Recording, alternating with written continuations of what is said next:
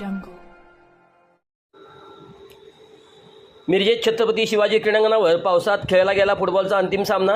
Penalty शूटआउटमध्ये Kolhapur संघाने गडिंग्लज संघावर मात करत पटकावले विजेतेपद. मिरजेतील छत्रपती शिवाजी महाराज स्टेडियम येथे आयोजित केलेल्या विश्वरत्न डॉक्टर बाबासाहेब आंबेडकर चषक 2026 या भव्य 5 दिवसीय ओपन फुटबॉल स्पर्धेचा अंतिम सामना आज मोठ्या उत्साहात पार पडला.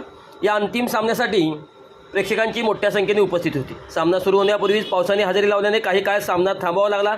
मुसळधार पावसामुळे संपूर्ण मैदानाने अक्षरशः तळ्याचे रूप धारण केले होते. त्यामुळे सुमारे 1 तासाहून अधिक काळ प्रेक्षकांनी सामना सुरू होण्याची वाट पाहिली. मैदानावरील पाण्याचे प्रमाण अधिक असल्याने सामना केवळ 10 मिनिटेच खेळवण्यात आला.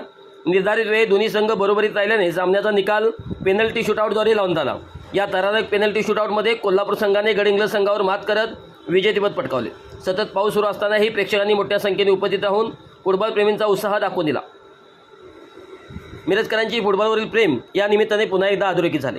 विजेत्या कोल्हापूर संघाला 25,000 रुपये रोख रक्कम व ट्रॉफी तर उपविजेत्या गडिंग्लज संघाला 15,000 रुपये रोख रक्कम व ट्रॉफी देण्यात आली. नगरसेवक संजय बापू मेंढे यांच्या हस्ते पारितोषिकाचे वितरण करण्यात आले. दरम्यान पावसामुळे क्रीडांगणाने तळ्याचे रूप धारण केले. क्रीडाप्रेमींनी नाराजी व्यक्त केली. गेल्या 3-4 वर्षापासून तिथे सामने होत नसल्याने आधीच नाराजी होती. त्यातच मैदानाच्या अवस्थेमुळे ही अधिक भावना तीव्र झाली. तब्बल 5 दिवस चाललेल्या या स्पर्धेत नागरिकांनी उत्स्फूर्त सहभाग नोंदवला. स्पर्धेमुळे क्रीडाप्रेमींमध्ये मोठा उत्साह निर्माण झाला.